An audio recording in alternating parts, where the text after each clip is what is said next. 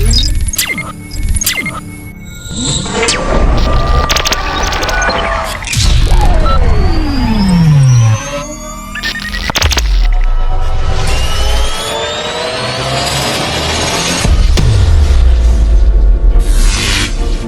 yan, gagawin natin sa araw na ito is yung ating analog tester. So ito siya. So magtataka kayo ano yung problema niya. So ilang taon ko tong hindi nagamit, isang taon din. Kaya ito, nagkaroon na siya ng sira. So modified na ito yung ating modify doon sa mga nakaraang kong vlog. So checkin nyo na lang. So ito, yan, mapapansin nyo, ito siya. So ayos na ayos, ito lang yung sira niya eh. Pero pag nag-tester tayo, yan, subukan natin. So kunin natin itong mga test prod nya. Yan. So actually gumagana na to. Yan, on natin dito, hindi pala siya naka-on. On. So meron na tayong circuit yan eh. Oh yan, diba? Ayan o.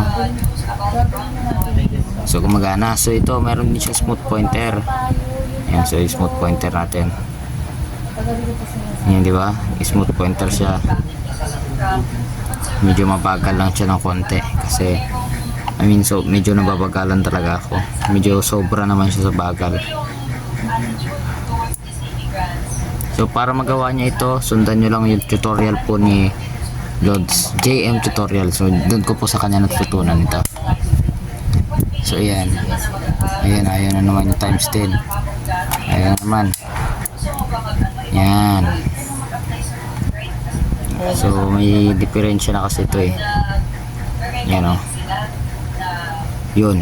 So zero na natin. Diba? Okay siya. Pero hindi siya sa smooth pointer. Ayan. Mabilis lang siya. So siguro hindi ko rin magagamit tong smooth pointer na to. Pero okay din naman siya. Okay din. Ayan o. Okay din naman. Okay, so simulan natin yung pagre-repair. So ang problema ko dito is yung kanyang times 10. Ayan o. Hindi nyo lang napapansin pero may deflection siyang konti sa akin. Ay. Ayan. Okay, sira na naman. Ayan o. Yan, so nagde-reflect siya ng konting-konti. So pag ganyan ang sitwasyon, pag nag-testing tayo ng resistor, hindi niya sasabihin yung tunay na yung tunay niyang reading. So ang mangyayari niyan, hindi natin malalaman yung tunay niyang reading. So ba, nag-tester ka ng electric fan, ang magiging reading niyan ay 0. Ayan, sagad yan. Pagka reading ka, yan, bawa nag-tester ka, 0 ka agad reading. Ibig sabihin hindi siya, ang mangyayari niyan, hindi tayo hindi na accurate. So yun ang problema ko. Nangyari nanto kasi nung nasaksak ko to sa 220. So sa test valve ko lang naman siya nasaksak kasi tinetesting ko yung bagong modified na to. Tapos dito, itong sa charger kasi pinalitan ko ng charger. Nasira na yung TP4056 nya na isa. So wala akong available TP4056 ulit. Yung wala akong available na TP5100 eh. So ngayon, buksan natin siya.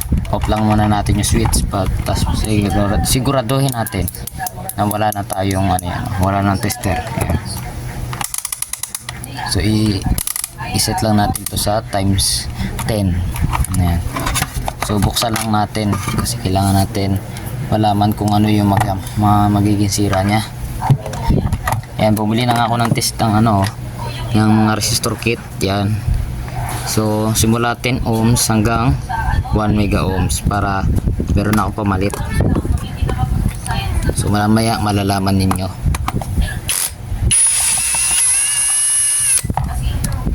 Yan. Ayan ko pala, okay. Ganyan. Yun. So kung makikita ninyo, may bago na siyang board. So ako na yung naglagay niyan. Kita nyo, may mga resistor. May resistor malaki, may mga dalawang maliit. So ayan yung ating tester na. So lalagyan ko pa to ng isa pang resistor dito. Lalagyan ko pa ng isang 100 ohms yan. Kasi masyado siyang mabagal. So para maayos yun, lalagyan natin, sisirisan pa natin. So yan lang yung mga parts. So yan, gindukuhan ko ulit. Ito may connector siya. So para pag binaklas natin yung board, madali na lang. So pati yung kanyang pointer mayroon din. Yan. So ito. Yan. So yung test probe niya bago yan. So ang problema lang natin dito is yung kanyang contact point tsaka yung resistor. Actually ito yung ating resistor sa times 10. Yan. Sa mga hindi nakakaalam ang analog tester, para mag-adjust yung ating mga marireading, halimbawa times 1 yung gagamitin mo, may resistor yan na responsible para accurate yung reading. So sa pagkakataon na to, nasira siya dahil sa na-plug in ko siya sa kuryente. So ito kasi ay pang high lang to, sa current niya lang na fuse, kaya hindi rin yan hindi yan masisibak. Kasi kapag nung tinanggal ko to, tingnan nyo, tanggalin ko tanggal na yan, tanggal na yung fuse walang fuse.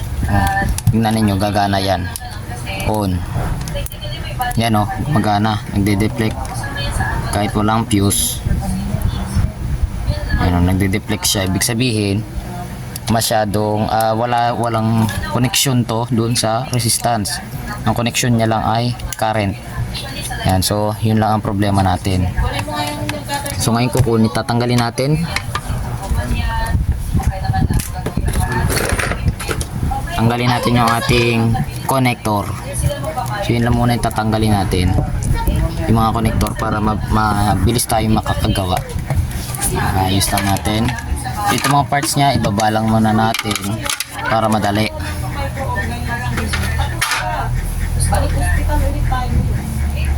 So tanggalin natin to.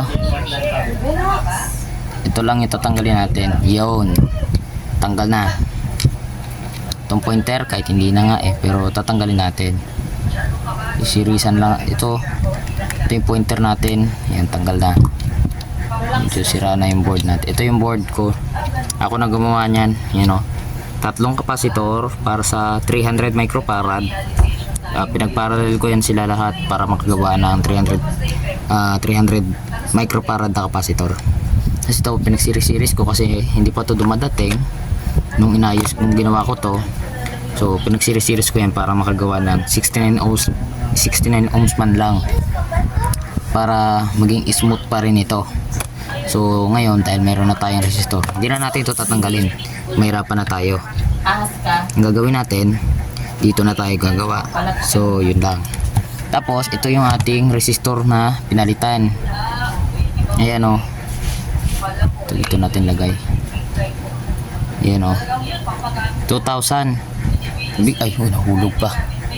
Ang ibig sabihin niyan sa 2000, 200 ohms. 200 ohms yan. Baliktad pa.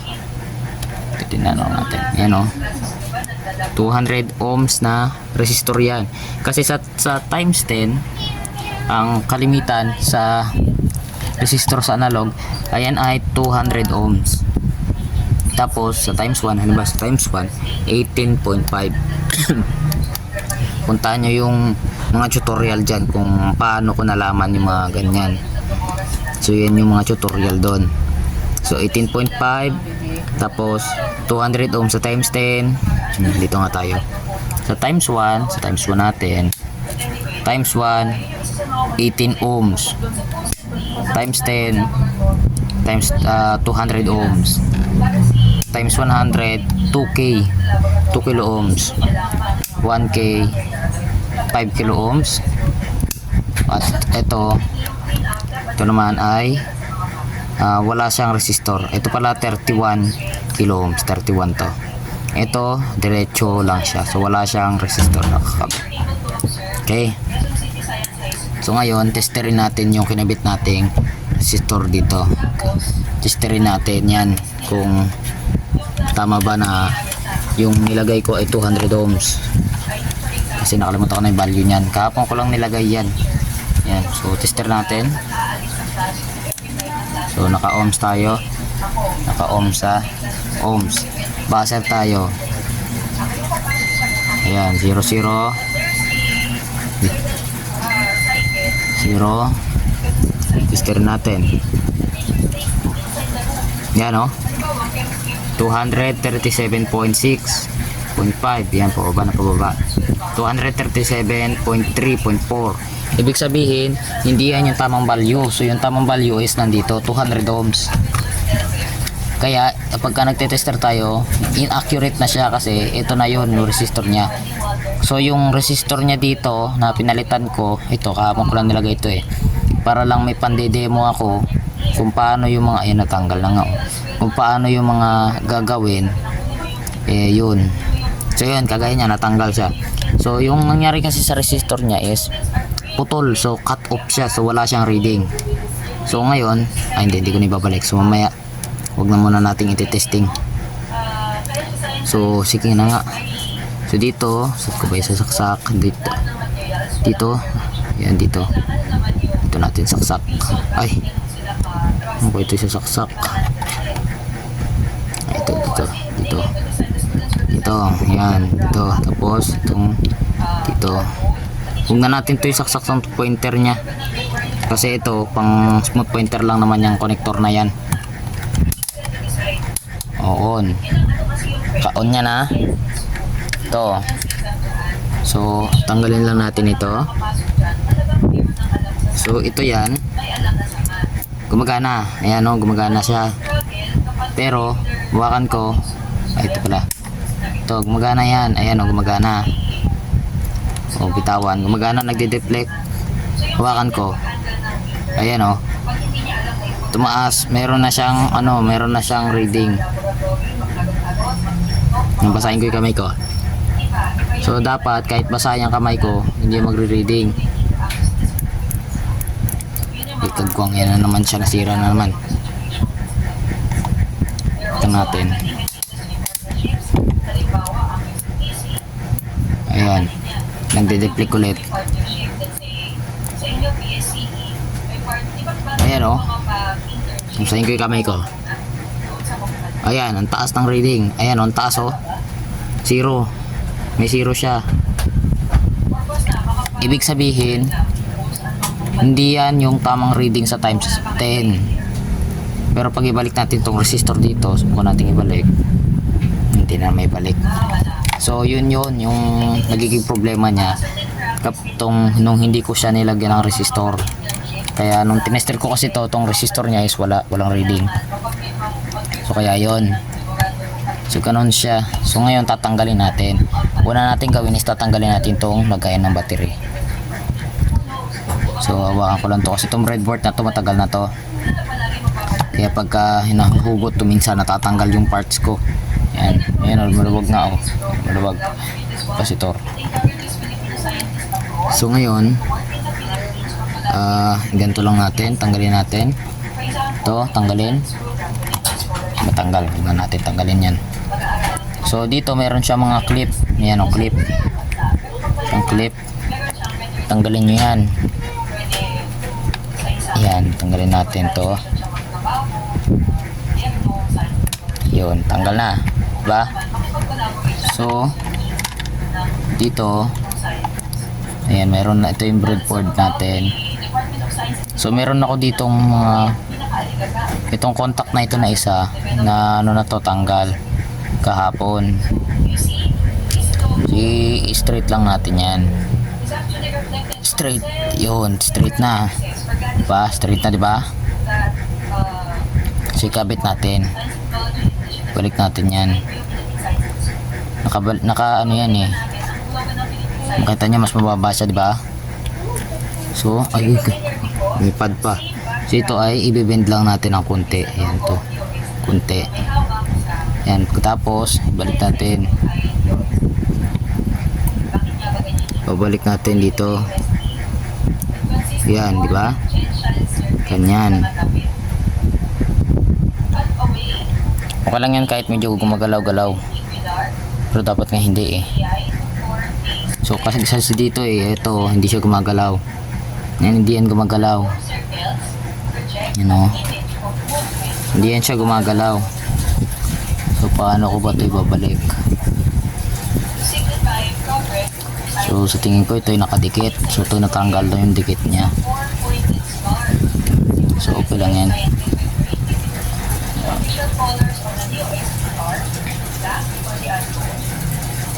Yan. So gantuin ko lang yan. So kailangan mahigpit to. Yan.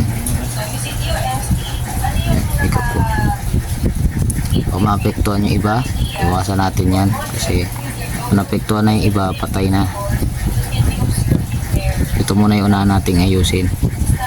Itong contact na nasira. Yan. Ba, hindi na siya gumagalaw. Migpit na. Ano yan? So dito, may kikita ninyo, zoom na lang natin. Zoom na lang natin.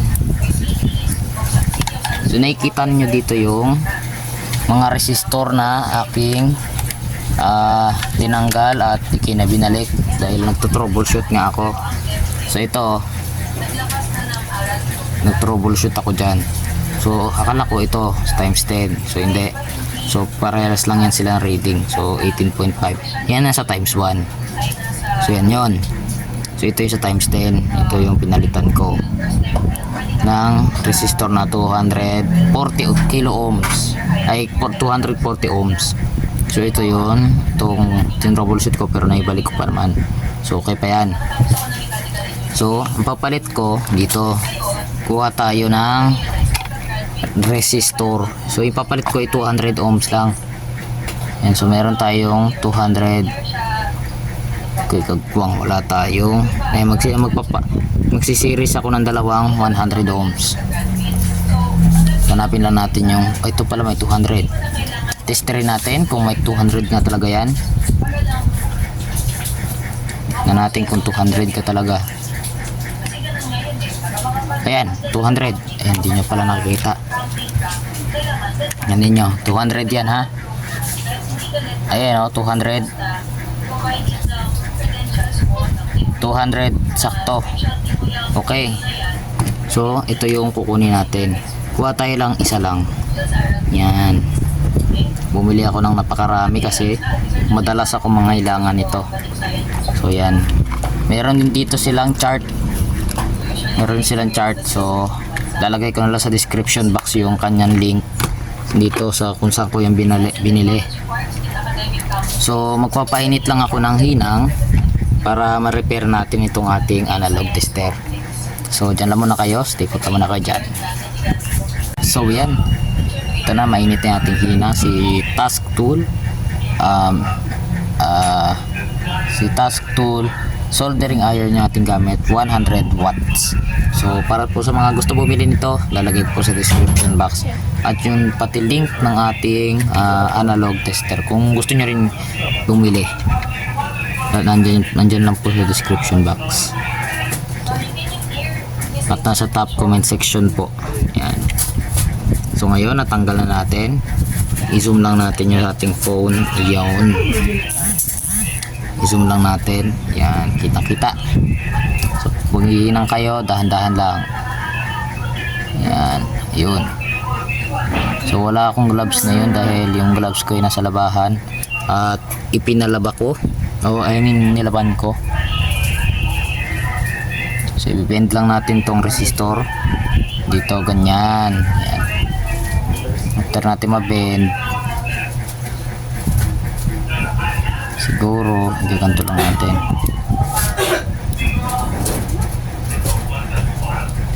Ganito lang natin, i-bend lang natin na pag ganyan.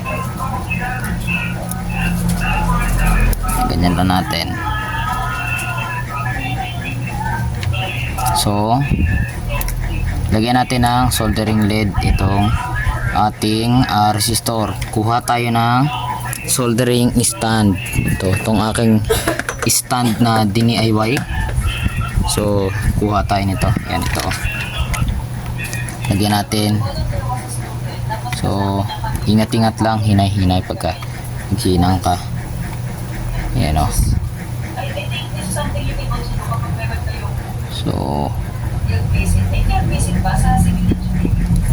yan, so hinanga natin yung bawat gilid ng ating resistor. Hindi pala kita.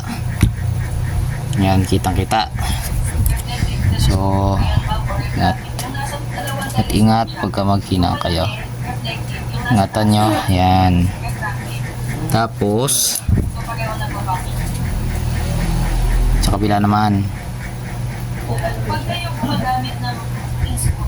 tayo maghinang. Yun.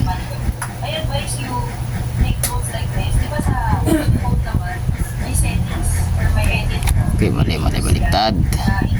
Baliktarin naman natin. Yan, so hinangin lang natin. Yun. Yan, ganyan lang. After that,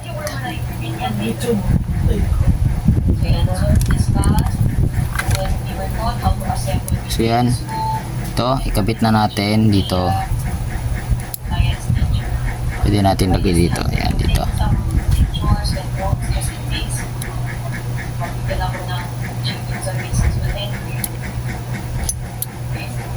Kabit lang natin.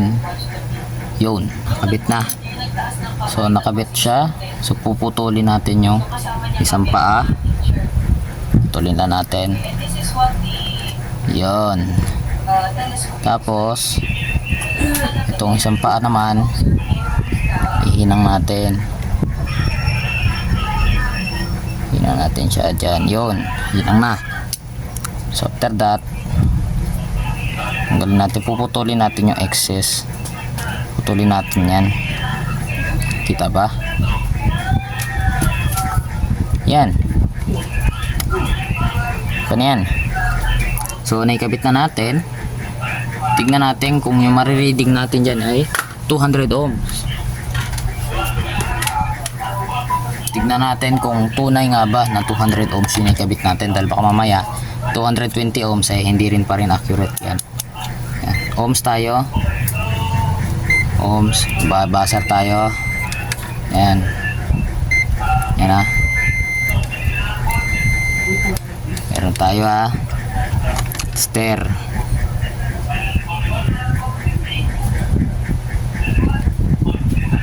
Stair natin. Bakit wala tayong ma-reading? Meron naman tayong reading sa tester. Yun. So meron tayong 199 ohms. So, ibig sabihin, tama yung ating na-reading. So, okay na yan. So, tignan natin kung okay na ba yung ating tester, kung gagana na siya ng maayos. Subukan nating i-assemble. So saglit lang naman yata itong repair natin na ito. So sana gumana na siya. So sa pagbabalik, ingatan yung mga wire. Baka mamaya masira yung ating contacts. So minsan kasi nabibend yan. Sana nabibend yan natin. Yun. Yan, so okay. Isa-isa. Doon sa may mga contacts kayo mag-uuna para hindi yan. So ngayon, ang susunod natin bago natin to pagaganahin is ito. Putulin natin. Oh, yan. Balatan natin. So ang ilalagay kong resistor dito ay subukan natin, lalagyan ko to ng 1 kilo ohms or kahit siguro 500 ohms lang. So lagyan lang natin siya ng 500 ohms. Yan. So hanap lang tayo ng 500 ohms kung meron man. 10 ohms lang to. So meron tayong 51 kilo ohms, 100 ohms. Wala tayong Kahit mga 500 ohms lang. Anong ano to? 47 kilo ohms. Ito 3.3. Ayun, may 510. Ayan, 510 ohms. So ito okay na ito. Pagka 100 ohms lang kasi nilagay natin, masyado siyang mabagal. So ako ayoko naman ng masyadong mabagal. So nasa sa inyo naman yan. Kung gusto nyo ng mabagal talaga, babaan nyo yung resistor at dadamihan nyo yung kapasitor. So ang modification ko kasi noon sa ating smooth pointer ay 200 microfarad lang yung ating kapasitor. Tapos ang resistor ay 2 kilo ohms. So okay naman siya. So ikabit natin. So wag natin siya masyadong anuhin. Ayan. So tapos lalagyan natin to ng shrinkable tube. So kukuha ako ng shrinkable tube natin. Sa yung ating lagayan. Kuha tayo natin yung lagayan natin ito. So meron tayo dito lagayan. Nandito yung LED. Ito yung mga breadboard. Ito yung mga spare parts. Ayan, so hanapin natin ito, yung shrinkable tube. Ito siya, ito. So ito yung gamitin natin. So ngayon, ikakabit natin dito. Ayan, ikabit natin dito. Nakita.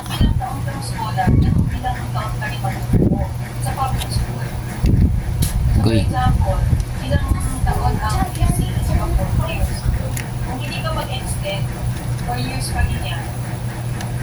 So kukuha natin to.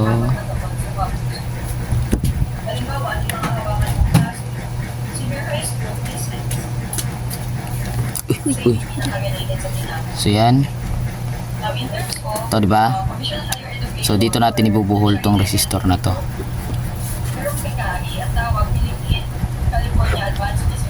Yan. Ito natin siya ikakabit. Yan. Buhol lang natin. Tapos i-solder natin. Okay. Dapat saglit lang para di masira yung ating resistor.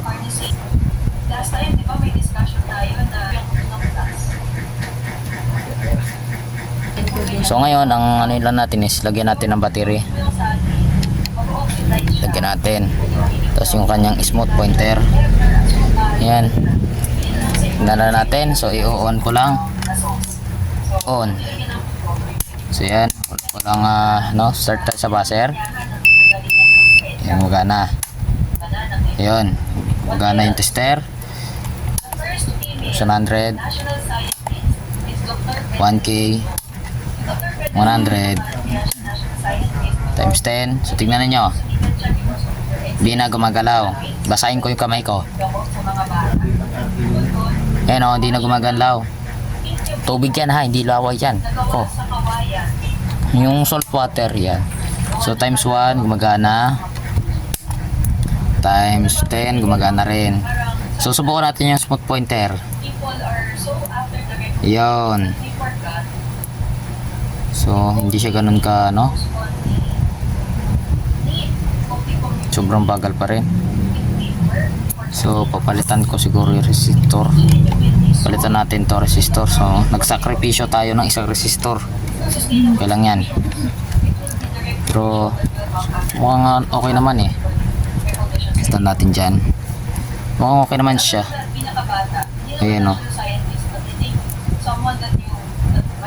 Ayan. Subukan natin mag-reading ng resistor. So ito ay 200 ohms. 200 ohms. 20 dapat. Ayun, tama na yung reading niya. So ito ay 240. 1 into 220 ohms. 1, 2, 3, 24. Hindi. 2, 24, 28, 2, 4, 6, 8. So 240 ohms. So 24 ohms yung na-reading niya. 240 ohms. So tama na yung reading natin. So very good. So dito, pwede rin natin to siyang reading sa times 1. So magre-reading yan.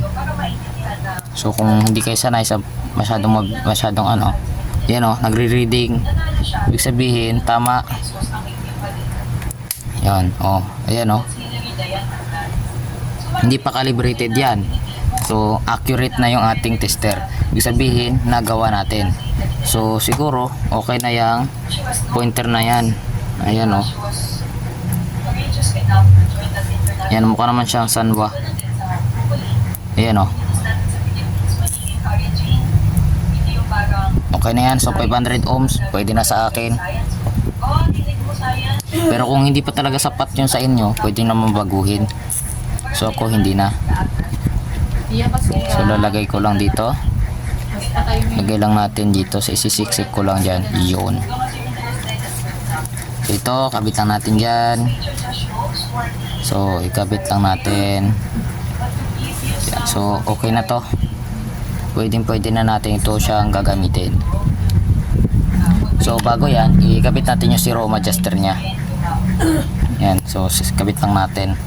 Tulak natin dyan. Yun, okay na yan. Nakabit na, di ba? Yan.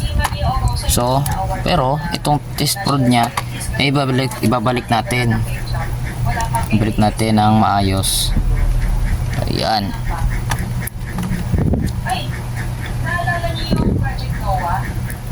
Yan, so ikabit lang natin. Yan. In natin. In. Yan. So tama na. So ayos na natin lahat. Balik natin yung takip.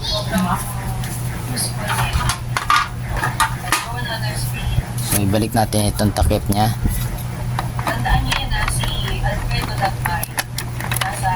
So kung hindi natin to inayos, malamang ang kanya magiging reading sa mga iti-tester natin 0.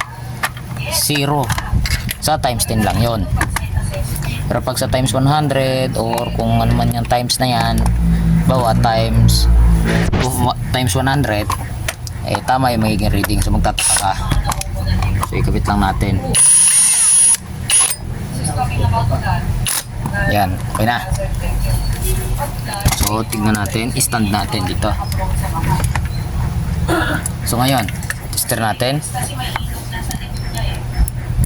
Yun, reading na.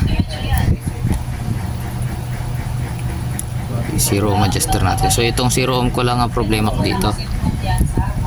Yan o. Yan, so okay na yan.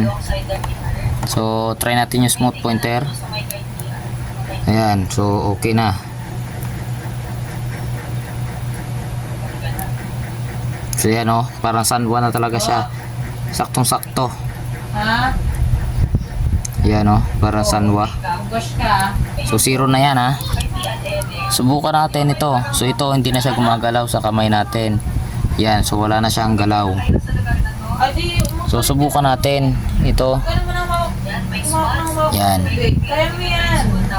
Ayan o, kita nyo? Nag-reading na siya. So ano yung reading niya? Ayan, tignan natin yung reading. So nagiging reading niya is 240. So 24 ohms yan. So ita times 10 natin is 240 ohms. Ayan o, ang ganda. So times 10 sa times 100 tayo. Tignan nyo, 210 yung reading niya. Yun. 0 lang natin. Yun. Atras pa natin. Yun, atras na.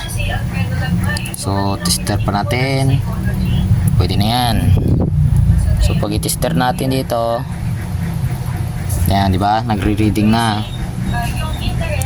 Nasa 2 siya naka-reading oh.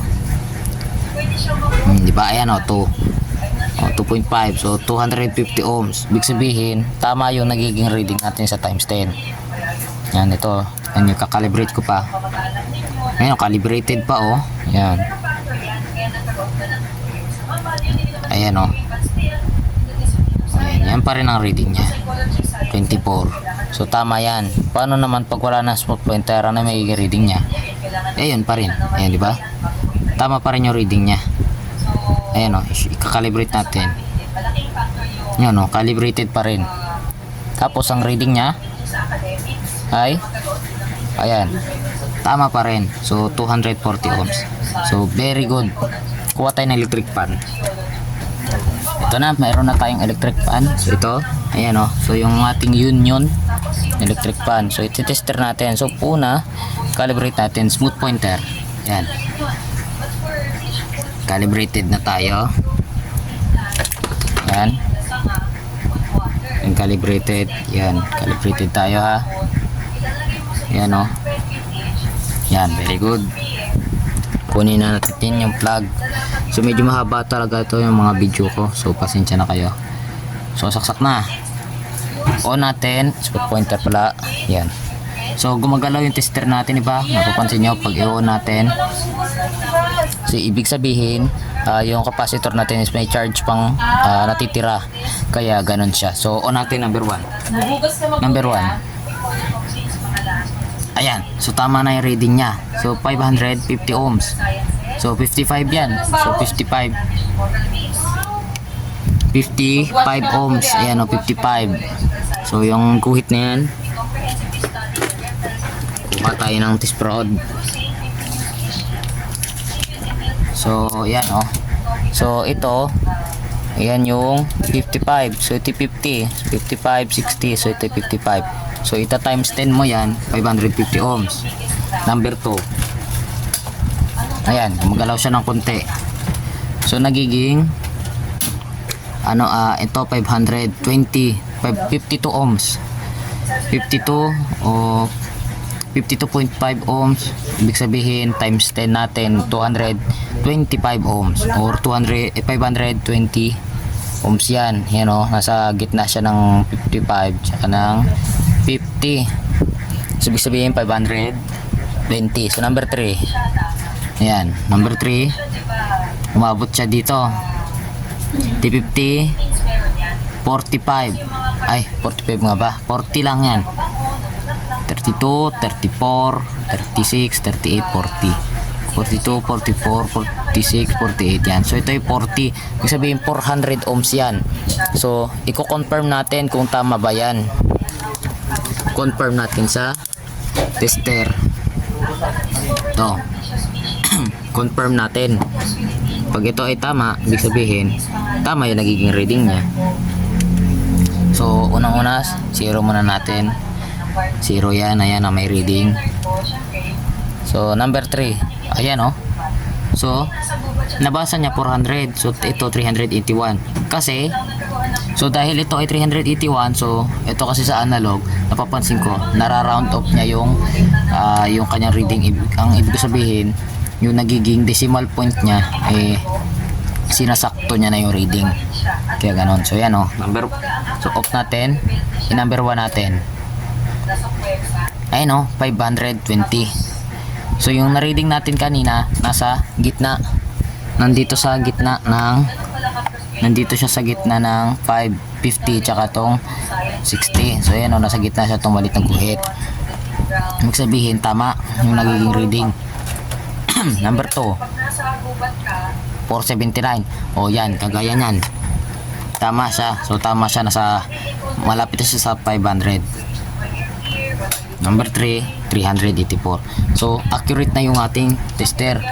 So magagamit na natin. So very good na. So maayos siya. So gumagana. Ayan o. So naka 0 pa yan, calibrated. Yan. So ibig sabihin tama yan. Yan. So paano naman pagka hindi na siya naka smooth pointer? So ano na yung magiging reading niya? Baka mamaya smooth pointer lang yung nagpapatama ng reading niya. Ayan. Off natin. Number 1. Yan. So kaya yan. Kanina, di ba 520 yung na-reading natin dito sa tester kanina, dito sa tester na to. Ayan, nasa gitna na naman siya ng 50 tsaka tong 55. Yan, nasa gitna siya ng 55 tsaka ng 50. Ibig sabihin, nasa gitna siya. So 520 na reading natin dito. Ibig sabihin na reading niya is 52 ohms. So ito times 10 na. So magiging 520 ohms. O natin number 2. 50. Ayan o, naging 50 na. Ibig sabihin, pag nagiging 50 na siya, tama yung reading niya. Nagiging 50. Ayan. So inalog ko kasi. So Ayan, nagiging 400 na nga eh. 488. 480 pala. Ayan o. Gusto yung 48 ohms. O natin number 3. O ayan. Number 3 yan ha. So malapit. Nandun sa 400. So niround off niya ulit. Ayan o. Niround off niya. Ibig sabihin, tama yung nagiging reading natin. So yun lang. So baka i-modify ko ulit yung kanyang smooth counter kasi medyo nababagalan pa talaga ako. Kala ko okay na yun. Tignan nyo oh. So isinakripisyo ko na naman yung isang ano. Yan o, masyado kasi mabagal. Masyado ko nababagalan. Yan, napakabagal niya. Kahit mga 680 ohms pwede na yan. So off na natin.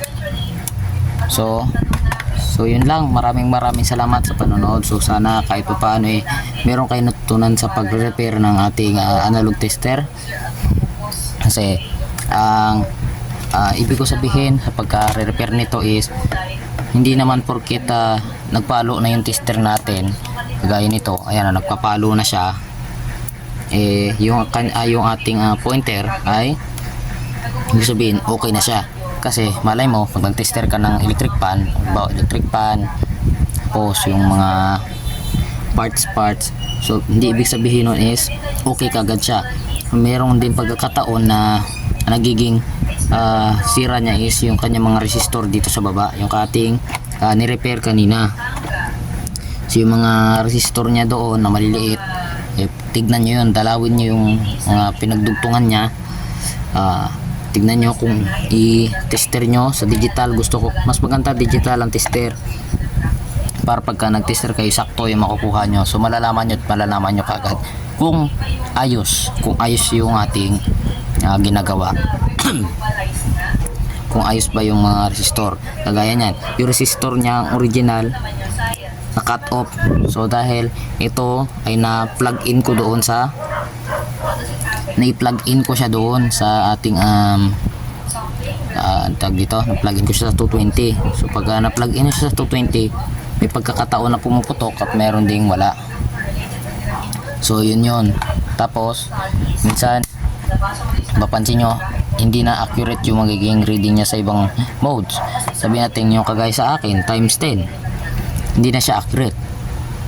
Gagawin nyo kahit palo pa yan, kahit maayos yung palo niyan, kahit maayos yan o ganyan o kahit yung ganyan yung palo niya sa mga modes, eh papalitan nyo pa rin yung resistor para magiging accurate na yung tester nyo. Hindi lang naman dito babase yung sa accuracy, hindi naman yan lagi dito, minsan babase yan sa resistor niya. So yun lang, maraming salamat sa panonood at sana kahit paano ay meron kayo natutunan sa pagre-repair ng ating tester. So maraming salamat at yun lang. So bye bye.